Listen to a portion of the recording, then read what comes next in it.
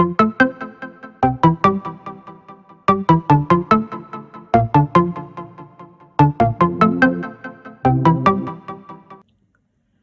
v-am găsit, dragii mei! Mai înainte de toate, vreau să vă mulțumesc că ați ales să vizionați un nou material al canalului din spatele cortine. După cum v-ați putut da seama, acest canal conține materiale despre personalități artistice, atât de la noi din țară, cât și din străinătate. M-ar interesa foarte mult părerile voastre despre materialele încărcate pe acest canal, păreri pe care aș dori să le expuneți în secțiunea de comentarii. Totodată, aștept de la voi anumite sugestii pentru viitoarele materiale. În materialul de astăzi am ales să vă prezint o mică parte din viața unui artist extrem de iubit. Este vorba despre Ileana Sărăroiu. După cum știți, au existat anumite zvonuri legate de moartea cântăreței. Nefericitul eveniment s-a produs în timp ce Ileana Sărăroiu se afla pe scenă. S-ar fi spus că artista ar fi fost în moarte clinică în momentul când a fost îngropată. De aici s-au făcut o serie întreagă de speculații, care mai de care mai fanteziste. Cât este adevăr și cât ficțiune, nu vom ști niciodată. Vă las să descoperiți povestea Ilenei Sărăroiu în materialul care urmează.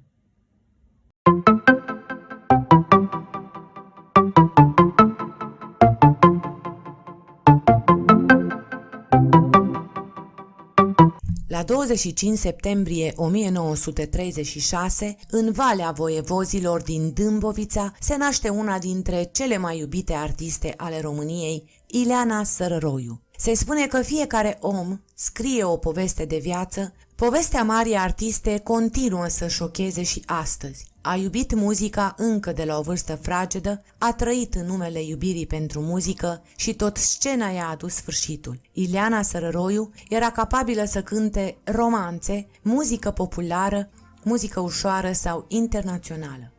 La finalul acestui material te așteptăm să-ți spui părerea în secțiunea de comentarii, iar dacă ți-a plăcut, ne-ar face plăcere să devii abonatul canalului nostru. Vizionare plăcută în continuare!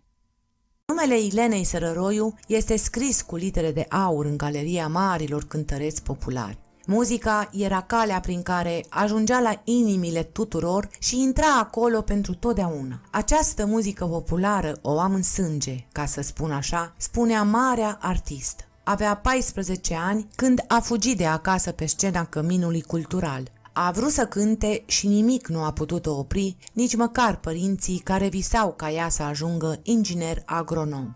Vocea ei a fascinat din prima clipă și a fost repede remarcată. Benone Sinulescu este primul artist care i-a descoperit talentul și a susținut-o până la capăt. Marea artistă a fost întotdeauna conștientă că imaginea este extrem de importantă, așa că făcea totul ca să fie perfectă. Ținea diete, era pasionată de modă și extrem de atentă cu propria înfățișare. Se machia foarte elaborat, adora luxul, bijuteriile și rochiile scumpe, era obsedată de siluetă și avea zile când nu mânca nimic, supraviețuind doar cu o cafea. Artista a crezut că și-a întâlnit jumătatea când l-a cunoscut pe Petru Ganța, atunci un tânăr student la medicină. El i-ar fi spus de mai multe ori să se opereze de anevrism, cunoscând problemele de sănătate cu care se confrunta, dar artista refuza categoric. Iubirea dintre Ileana Sărăroiu și Petru a fost de notorietate, dar nu a durat prea mult timp. Gurile rele spun că inițial familiile tinerilor nu au fost de acord cu relația lor, dar în cele din urmă au acceptat. Apoi, după ce Petru a terminat facultatea de medicină, și-au dat seama că fiecare dintre ei are propria pasiune. Ea își dorea să cânte, el să învețe, așa că drumurile lor s-au despărțit pentru totdeauna.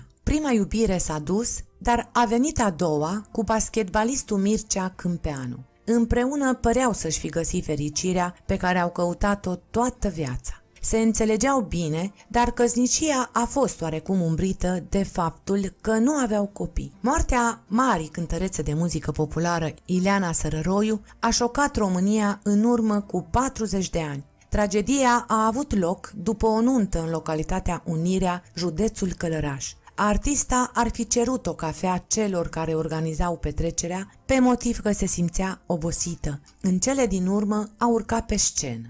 A cântat 45 de minute, după care a coborât rapid de pe scenă, spunând că se simte foarte rău. Aveau să fie ultimele ei cuvinte. Artista a suferit un atac cerebral care i-a fost fatal. Povestea îndrăgitei interprete de muzică populară, supranumită Regina Romanțelor, continuă să uimească și astăzi, la 4 decenii de la trecerea ei în neființă. A avut un destin nemilos ce a fost scurmat brusc la vârsta de doar 42 de ani. Și-a dedicat întreaga viață muzicii și a murit cântând pe scenă, unde se simțea ea cel mai bine. Nimeni nu și-a putut explica dispariția bruscă a cântăreței, însă puțină lume știe că Ileana Sărăroiu a ținut ascuns de-a lungul anilor un secret nebănuit. Era grav bolnavă, dar refuza să se trateze, preferând să își aline toate durerile prin muzică. Celebra cântăreață a fost ajutată să coboare de pe scenă și dusă într-o cameră în spatele salonului, unde 2 nuntași, care erau medici, au încercat să-i acorde primul ajutor, însă nu au mai putut să facă nimic pentru ea.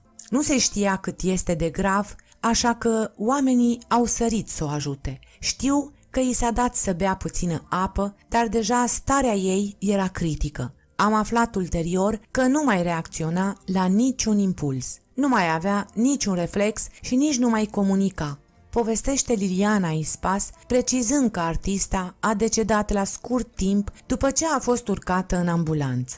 A fost deschisă o anchetă pentru a stabili condițiile în care a murit și au fost audiate mai multe persoane de la nuntă, trupul artistei fiind ținut o săptămână la morga din Călăraș. Și așa s-a aflat secretul pe care artista l-a păstrat ani la rând. Ea a suferit de un anevrism și, deși a fost sfătuită să se opereze, intervenție chirurgicală ce ar fi salvat viața, artista a refuzat categoric. Astfel, Ileana Sărăroiu s-a stins din viață din cauza anevrismului care i-a provocat un accident vascular cerebral. Artista a fost dusă la București și a fost înmormântată la cimitirul Sfânta Vineri, iar ulterior au început să apară dezvăluiri halucinante despre moartea ei. Și asta pentru că la doar o săptămână de la înmormântarea artistei, familia ar fi desfumat trupul cântăreței și l-au mutat în alt mormânt, ceea ce a iscat mai multe controverse. Așa au început să circule zvonuri că Ileana ar fi fost înmormântată de vie, fiind găsită întoarsă în sicriu, cu părul smuls și cu unghiile rupte, pentru că s-au descoperit zgârieturi pe capacul sicriului. Potrivit legendelor, mulți oameni cred că artista s-ar fi aflat în moarte clinică când a fost îngropată și și-ar fi revenit în simțiri prea târziu. Însă martorii vremii au declarat ceva uluitor. Se pare că la câteva zile de la înmormântare, din criptă se auzeau zgomote. În urma autopsiei, misterul a fost elucidat. În mod oficial, moartea Ilenei Sărăroiu a fost cauzată de un anevrism ce a provocat un accident vascular cerebral. Mai mult, Ileana Sărăroiu era cunoscută pentru desele sale dureri de cap, însă tot timpul spunea că va bea o cafea și că îi va trece. Nimeni și nimic nu ar fi prevăzut uriașa tragedie ce avea să se întâmple la această nuntă, iar mireasa de atunci a mărturisit că această nenorocire a marcat-o pe viață, propria-i nuntă nemai fiindu-i o dragă amintire, așa cum se întâmplă în majoritatea cazurilor, ci un motiv de suspine și readuceri aminte ale panicii ce s-a instaurat după ce Ileana Sărăroiu a murit. Această poveste a îngrozit generații întregi.